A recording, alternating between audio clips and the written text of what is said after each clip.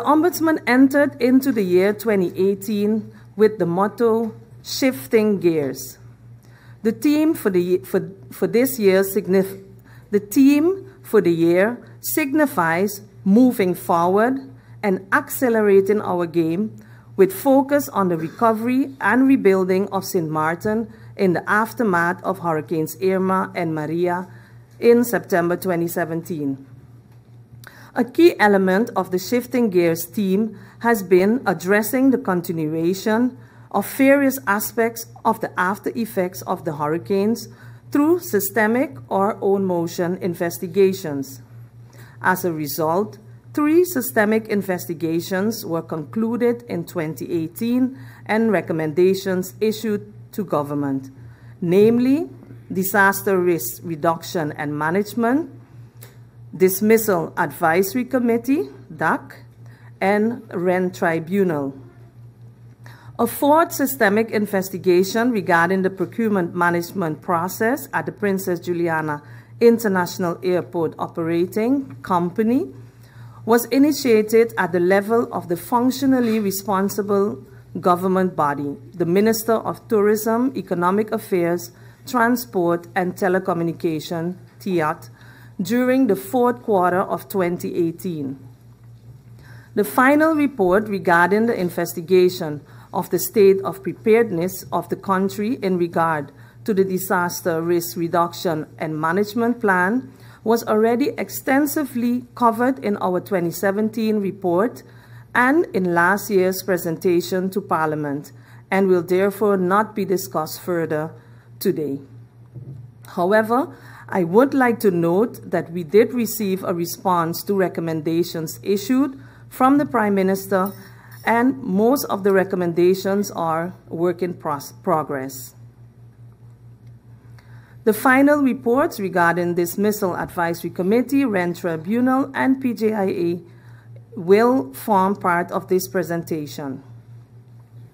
In light of our theme of focusing on the rebuilding and recovery of St. Martin, the Ombudsman engaged in a joint mission with the National Ombudsman of the Netherlands in June last year.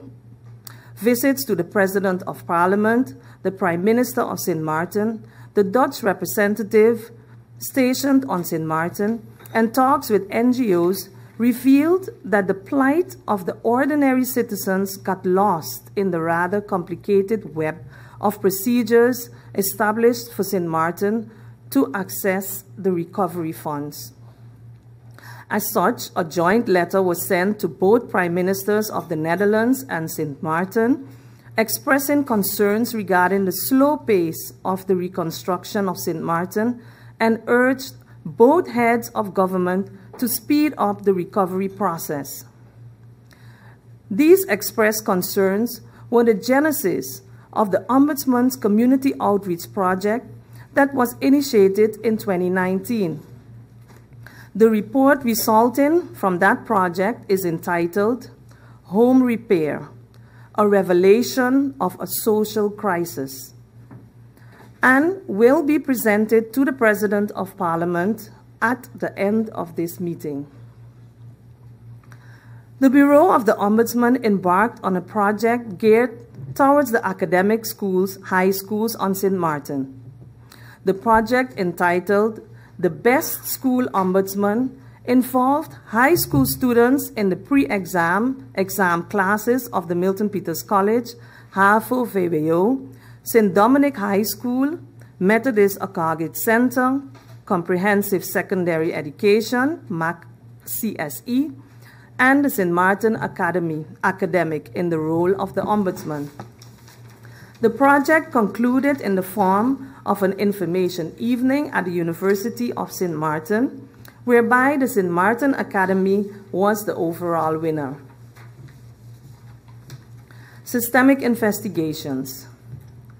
The main question for consideration in the Dismissal Advisory Committee investigation was, are the rules and regulations regarding the operations of the DAC properly followed by the Ministry of ASR, adequate and sufficiently transparent to avoid bias in providing an advice to the Secretary General regarding a request to dismiss an employee.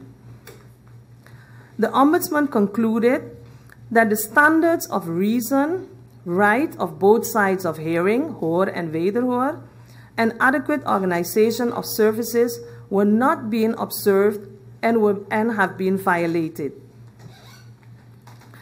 The main recommendations were to install the new DAC members as soon as possible by decree as stipulated in the law, and to include practical execution of the laws, regulation, and policy in the training program to be held for the DAC members and the staff of the Labor Department.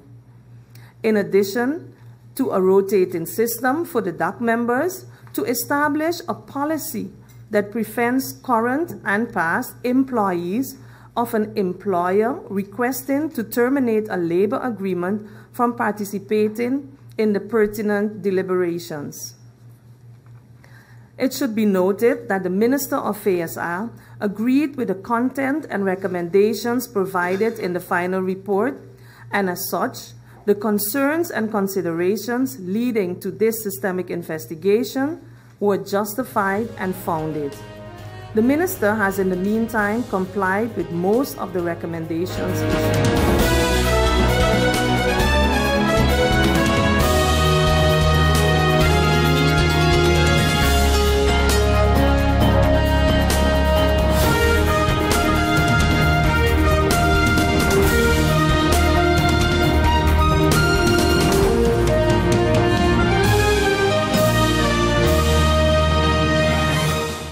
GEBE has been faithfully serving the communities of St. Martin, powering your home and our economy.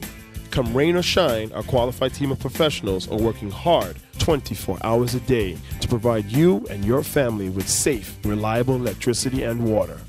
We use the latest technologies and test our products daily to maintain the highest international standards. Our friendly staff is always there to assist you, whether in person, over the phone, or online. We are committed to constantly improving our products and services, making them more efficient, effective, and environmentally friendly to serve you better today and our next generation of clients tomorrow. GEBE, powering a brighter future. Our friend Megawati is here with tips to save you energy. 1. Turn your airco temperature up. 2. Use a ceiling fan instead. 3. Buy energy-saving products. Save some green with NVGEBE. You deserve it, my hallelujah. My hallelujah belongs to you. Sing it, everyone. Sing it. Let me hear you from the bottom of our hearts. My hallelujah belongs to you. Oh, my hallelujah. My hallelujah belongs to you.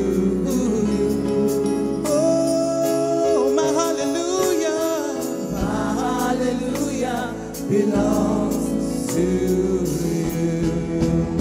You deserve it. You deserve it.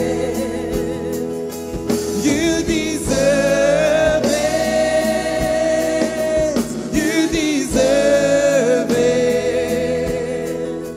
You deserve.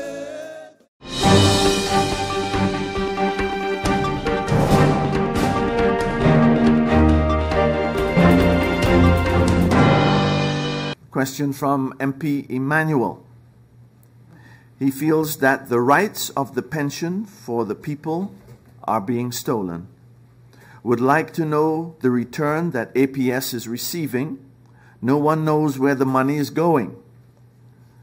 The PM stated when people get older, they can do different jobs. Until this day, no job has been found for the PSS workers. And the question he asked, what kind of jobs can persons do when they get older? In the still to be developed comprehensive policy about type of work, health, age, retraining, reassignment, readjusted work, etc., this needs to be worked out for specific positions. This usually pertains to people with physically demanding positions that need to transition into less physical demanding ones. However, this may not be possible for everybody or every position. Not everybody is sufficiently trainable to acquire new skills. For example, older firefighters can be trained to become safety inspectors.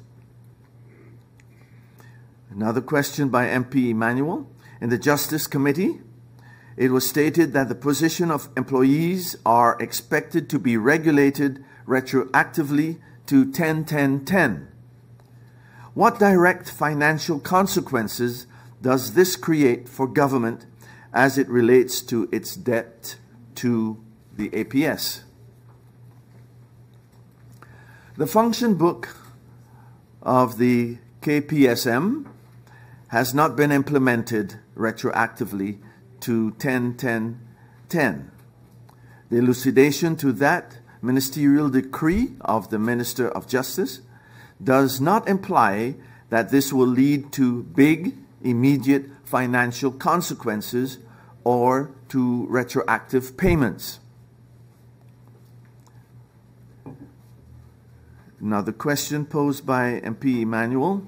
What has been regulated for employees who physically may not be able to work until age 65, given the type of work that they do?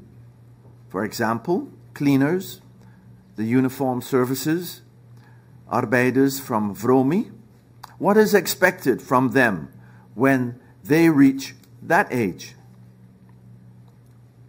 The proposed pension age of 65 years applies to all civil servants. For public servants younger than 65 years who are physically unable to work and cannot be trained for other positions, the only social benefit right now is the disability pension. This is considered, however, as a last option. Question by MP Westcott Williams.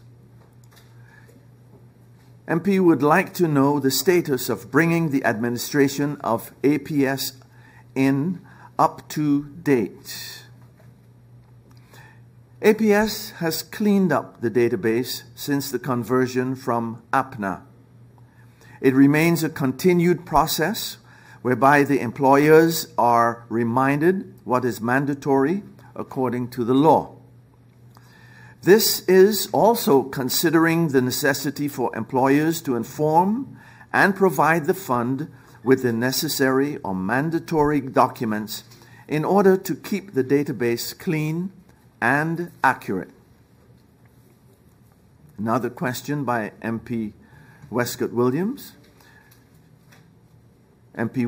Westcott Williams would like to, wants the government to pay heed to the comments of the audit chamber regarding the property rights.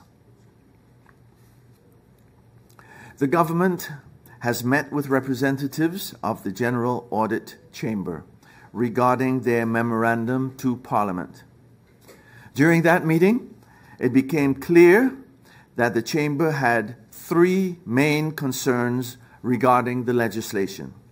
One, the readability of the draft. Two, the lack of a study regarding the socio-economic consequences. And three, the need for additional legal review regarding acquired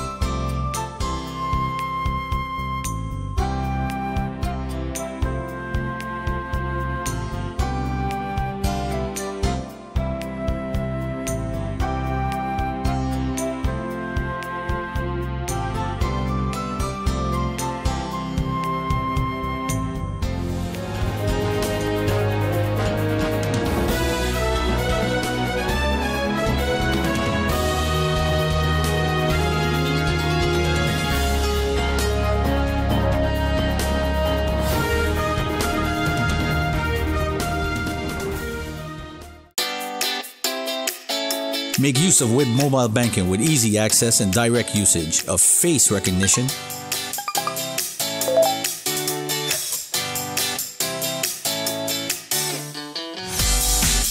PIN code,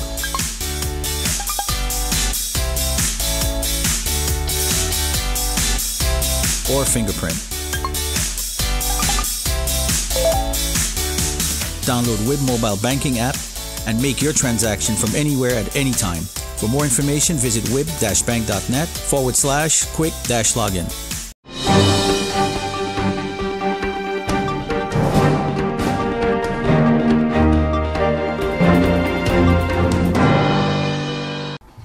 Complaints from the students about the new driving license examination system.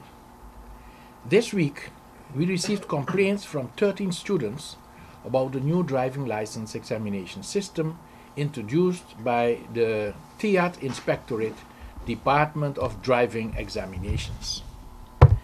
Based on the complaints, we have requested a meeting with the head of the TIAT Inspectorate to address the complaints of the students.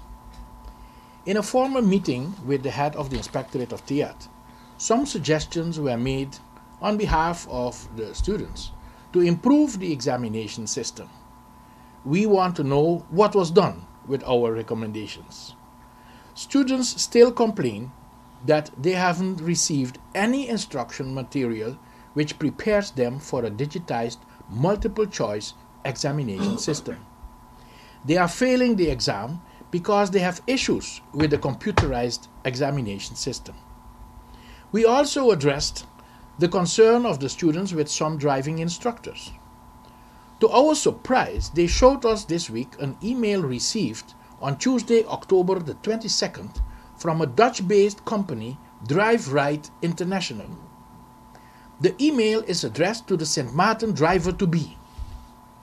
In the email, the company is providing the students with an individual computerized theory test application called the Traffic Trainer. The company stated that there is no special learning traffic manual for this new test in St. Maarten, and therefore it recommends to use Traffic Trainer for studying of course for a fee. Students are recommended because of the deviating regulations, rules and signs that St. Maarten still has to study together with their driving instructors so that these specific differences can be clearly pointed out to the students.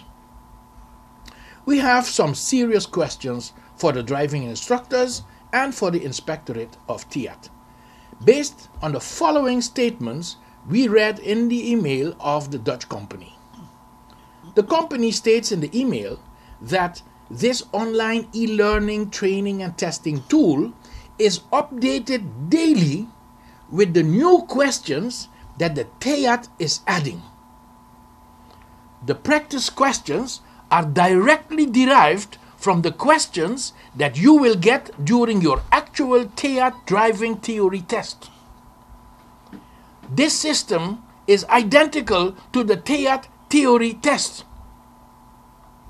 How is it possible that the Dutch company can provide the TIAT theory test questions and that on a daily basis, edit these questions to their program, and the driving instructors of St. Maarten are not providing these questions to the students? As Consumers Coalition, we want to address all the concerns of the students. Some students complained that they have paid for their driving classes and were never provided with test questions of the new driving examination system. Also, students say that they have to pay for the examination, which gives them two possibilities. And if they fail both possibilities, they have to pay again for a new examination. The students have the impression that this system is a money-making system for government by putting them to pay for more than one examination.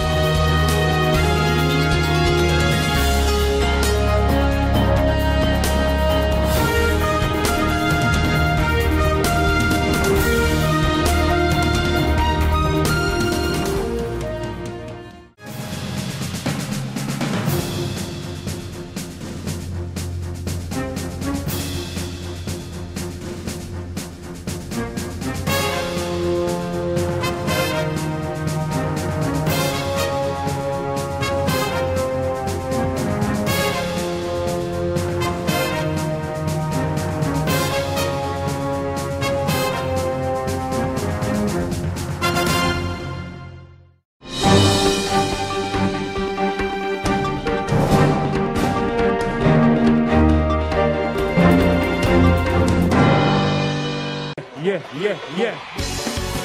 So we getting up on our foot tonight. We singing like this. Work for me. You're not scared. Whoa. Work for me. Let me go. Scared. Whoa. Let me go. Let me go. Sancho, Rosso, Lever, Maho, Qualio, Lever, Wesley, Salisbury. You're not. All are we inside there. Lever. What we do? What we do? What we do? We check Scarrett. We vote in Scarrett. Everybody check Scarrett. We vote in Scarrett. Labor rights, check Scarrett. We vote in Scarrett. Check Scarrett. We vote in Scarrett. Merci. For our own country to have been devastated by Hurricane Maria. But I can tell you and I can report to you that the Lord has been good to Dominica. The good Lord has been good to Dominica, and Dominica is standing tall 2 years after Hurricane Maria, my dear brothers and sisters. And we're here to you today to send a message to you and to remind you and to tell you that this upcoming elections in Dominica is a defining moment in our country's history. The next election in Dominica will determine whether our country moves forward or our country comes to a crushing halt. Because in this election, you have a clear choice to make as voters of Dominica. You have a choice to make between a party that has a vision, a plan, a strategy, and resources to implement that plan and that vision. And you have the other side with no vision, no plan, no strategy, and no money to do not one thing, ladies and gentlemen. And it is written in the Bible that where there is no vision, a people perish. And you cannot expect to lead and manage the affairs of a country by attacking one person called Roosevelt Scarrett. Attacking Roosevelt Scarrett will not bring jobs for the people of Dominica. It will not create a better way of life for the people of Dominica. What builds a country is vision and hope, and that is what the Dominica Labour Party is providing to the people of Dominica. Vision and hope, ladies and gentlemen. And we must reflect where our country has come from. There is some who will come and tell you that Labour Party has done nothing for Dominica in 19 years. But we must reflect and remind ourselves where Dominica was when Labour came into office in 2000. We forget sometimes. And sometimes when you have things good, you take the good things for granted because you forget the bad times that we have had in Dominica. Understand this. And when Labour came into office in 2000, my dear brothers and sisters, less than 40% of all primary school graduates had access to secondary school. Many of you here, your brothers and sisters were bright children in primary school. But because the system said at the time, we're accepting X number of students. Where in the world you sit an exam and before you sit the exam, they know whether who pass or who fail. And that's what obtained in Dominica in 2000. Many of our young boys and young girls ended their education career at primary school in Dominica. When we came into office, and you heard Brother Grant told you that when he went to the college, only 5 of them from the entire Wesley constituency. I myself, I graduated from the grammar school, one of the top secondary schools in Dominica. And in that year, 122 of us graduated from grammar school, and only 20 of us made it to the college. 20. That's what we had in Dominica. And only those with names and those who had access to people in education would go to university in Dominica. What do we have now, ladies and gentlemen? Since 2005, every Dominican, irrespective of who you are, has a space in a secondary school in Dominica, thanks to the Dominica Labour Party. And when we came into office in 2002, my dear brothers and sisters, we created the Dominica State College. And we revolutionized access to education, to tertiary education in Dominica. When we came into office in 2000, only 7% 7% of all high school graduates had access to the college.